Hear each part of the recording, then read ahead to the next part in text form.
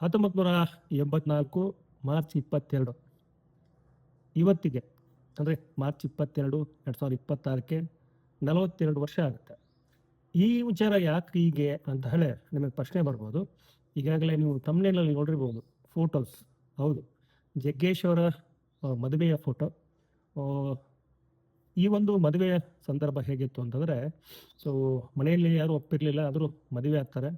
So ಪರಿಮಳ ಅವ್ರಿಗೆ ವಯಸ್ಸು ಚಿಕ್ಕದು, ಹಾಗೆಯೇ ಜಗ್ಗೇಶ್ ಅವ್ರಿಗೂ ವಯಸ್ಸು ಚಿಕ್ಕದು. ಆದರೆ ಇವರ ಪ್ರೀತಿ ತುಂಬ ಪಕ್ವವಾಗಿತ್ತು, ತುಂಬ ಆಳವಾಗಿತ್ತು. ಇವರ ಪ್ರೀತಿಗೆ ಈಗ 84ರಿಂದ ನಾವು ಲೆಕ್ಕ ಹಾಕಿದರೆ ಸೊ 42 ವರ್ಷ ಆಗುತ್ತೆ ಹೆಚ್ಚು ಕಡಿಮೆ. ಸೊ ಈ 42 ವರ್ಷದ ಪ್ರೀತಿ ಅಥವಾ ಮದುವೆಯ ಒಂದು ಕ್ಷಣ ಏನಿದೆ, ಅದನ್ನು ತುಂಬ ವಿಶೇಷವಾಗಿ ಜಗ್ಗೇಶ್ ಅವರು ಸೆಲೆಬ್ರೇಟ್ ಮಾಡಿರುವಂಥದ್ದು. ಹೇಗೆ ಅಂತ ಹೇಳಿ ಪ್ರಶ್ನೆ ಬರುತ್ತಲ್ವಾ?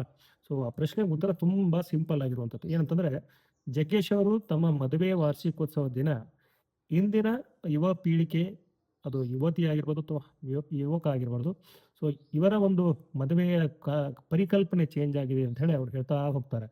ಹುಡುಗನಿಗೆ 36 ವರ್ಷ ಆಗಿರುತ್ತೆ, ಹುಡುಗಿಗೆ 30 ವರ್ಷದ ಮೇಲೆ ಆಗಿರುತ್ತೆ. ಸೊ ಇಂಥ ಸಂದರ್ಭದಲ್ಲಿ ಅವ್ರು ಮದುವೆ ಆಗ್ತಾರೆ. ಸೊ ಸಾಕಷ್ಟು ಕಂಡೀಷನ್ಸ್ ಇರುತ್ತೆ ಹುಡುಗಿ ಮನೆ ಕಡೆಯವರು ಅಥವಾ ಹುಡುಗಿ ಅಂಥದ್ದು. ಸೊ ಹುಡುಗಿ ಹೇಳ್ತಾಳೆ, ಸರ್ಕಾರಿ ನೌಕರಿ ಇರಬೇಕು, ಸ್ವಂತ ಮನೆ ಇರಬೇಕು, ಸಿಟಿಯಲ್ಲಿ ಸೆಟ್ಲ್ ಆಗಿರಬೇಕು, ವಯಸ್ಸಾದವರು ಮನೇಲಿ ಇರಬಾರ್ದು, ಕಾಯಿಲೆ ಇದ್ದವ್ರು ಮನೇಲಿ ಇರಬಾರ್ದು.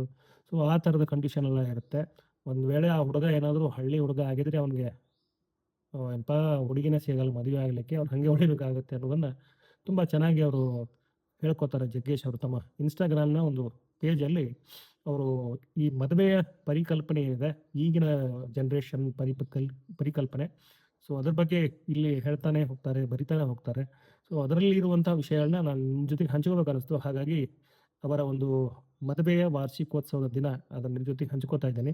ಸೊ ಇನ್ನೊಂದು ವಿಚಾರ ತುಂಬ ಗಮನಕ್ಕೆ ಬರುವಂಥದ್ದು ಏನಂತಂದರೆ, ಜಗ್ಗೇಶ್ ಅವರ ಮದುವೆಯ ಕಲ್ಪನೆ, ಪ್ರೀತಿ, ಮದುವೆಯಾದ ಕ್ಷಣ, ಇಲ್ಲಿವರೆಗೂ ಯಶಸ್ವಿಯಾಗಿ ನಡ್ಕೊಂಡು ಬಂದಂತಹ ದಾಂಪತ್ಯ ಜೀವನ ತುಂಬ ಸ್ಫೂರ್ತಿದಾಯಕ ಎಲ್ಲರಿಗೂ. ಯಾಕಂದರೆ ತುಂಬ ಕಷ್ಟಗಳನ್ನು ಎದುರಿಸಿ, ಮನೆಯವ್ರನ್ನ ಎದುರಿಸಿ, ಕೋರ್ಟ್ ಮೆಟ್ಲೇರಿ ಪೊಲೀಸರ ಕಡೆಯಿಂದ ಏಡ್ ತಿಂದು ಆ ಪ್ರೀತಿಯನ್ನು ಉಳಿಸ್ಕೊಂಡಂಥವ್ರು ಜಗ್ಗೇಶ್ ಅವರು.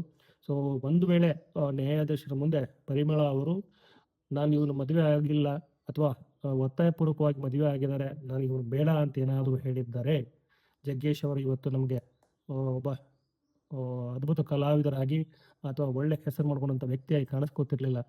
ಯಾಕಂದರೆ ಆ ದಿನ ಆಗಿತ್ತು ಅಂತ ತುಂಬ ಟಫ್ ಟೈಮ್ ಅದು. ಆದರೆ ಪರಿಮಳ ಅವರು ತಮ್ಮ ಪ್ರೀತಿನ ಮಗ್ಲಿಲ್ಲ, ಯಾವುದೇ ಒತ್ತಡಕ್ಕೆ ಮಣಿಲಿಲ್ಲ.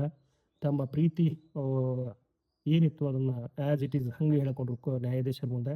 ಸೊ ಮದುವೆ ಆಗಿದ್ದೀನಿ, ಸೊ ಇವರೇ ನನ್ನ ಗಂಡ, ಇವ್ರ ಜೊತೆಗೆ ನಾನು ಜೀವನ ಮಾಡ್ತೀನಿ, ಹೇಗೆ ಬಂದರೂ ಆಯ್ತು, ಯಾವುದೇ ಥರದ ಕಷ್ಟಗಳಿದ್ರು ಸರಿ ಅಂತ ಹೇಳಿ ಅವ್ರು ಹೇಳಿದಾಗ ನ್ಯಾಯಾಧೀಶರೇ ಹೇಳ್ತಾರೆ, ಇವರ ಪ್ರೀತಿ ತುಂಬ ವಿಶೇಷವಾದದ್ದು ಅಂತ ಹೇಳಿ ಇವರಿಗೆ ಜೀವನ ಮಾಡಲಿಕ್ಕೆ ದಾರಿ ಮಾಡಿಕೊಡ್ತಾರೆ. ಸೊ ಅದು ತುಂಬ ವಿಶೇಷವಾದ ಸ್ಟೋರಿ, ಒಂದು ಸಿನಿಮಾ ಸ್ಟೋರಿ ಥರನೇ ಇದೆ ಇವರ ಜಗ್ಗೇಶ್ ಅವರ ಲವ್ ಸ್ಟೋರಿ. ಸುಮಾರು ವಿಚಾರಗಳಿದೆ, ಅದರಲ್ಲಿ ಕೆಲವೊಂದು ನಾನು ನಿಮ್ಮ ಜೊತೆಗೆ ಹೇಳಿದೆ. ಸೊ ಈ ಥರದ ಪ್ರೀತಿ ಮಾಡಿ ತುಂಬ ಯಶಸ್ವಿಯಾಗಿ ಜೀವನ ಮಾಡಿಕೊಂಡು, ಪರಿಮಳ ಅವರ ವಿದ್ಯಾಭ್ಯಾಸಕ್ಕೂ ಕೂಡ ಸಾಕಷ್ಟು ಸಪೋರ್ಟ್ ಮಾಡಿ, ಸುಮಾರು ಒಂದು ಪ್ರೀತಿಗೆ ಯಾರಾದರೂ ಸಾಕ್ಷಿ ಇದ್ದಾರೆ ಅಥವಾ ಪ್ರೀತಿಗೆ ಒಂದು ಒಳ್ಳೆಯ ಮಾಡೆಲ್ ಯಾವುದು ಜೋಡಿ ಅಂತ ಬಂದಾಗ ಇವ್ರನ್ನ ತೋರಿಸ್ಬೋದು. ಆ ಥರದ ಪ್ರೀತಿ ಇವ್ರದ್ದು. ಸೊ ಇವರ ದಾಂಪತ್ಯ ಜೀವನ ತುಂಬ ಚೆನ್ನಾಗಿದೆ, ಇನ್ನೂ ಚೆನ್ನಾಗಿರುತ್ತೆ. ಸೊ ಇವರ ದಾಂಪತ್ಯ ಜೀವನಕ್ಕೆ ಒಂದು ವಿಶ್ ಮಾಡ್ತಾ, ಇವರ ಒಂದು ಪ್ರೀತಿಯನ್ನು ಗಮನಿಸಿ, ಪ್ರೀತಿ ಮಾಡಿ, ಇವರ ಜೀವನವನ್ನು ಗಮನಿಸಿ ಜೀವನ ಮಾಡಿ ಅಂತ ಹೇಳ್ತಾ, ನಾನು ಈ ಒಂದು ವಿಡಿಯೋನ ಇಲ್ಲಿಗೆ ಎಂಡ್ ಮಾಡ್ತಿದ್ದೀನಿ. ನಮಸ್ಕಾರ.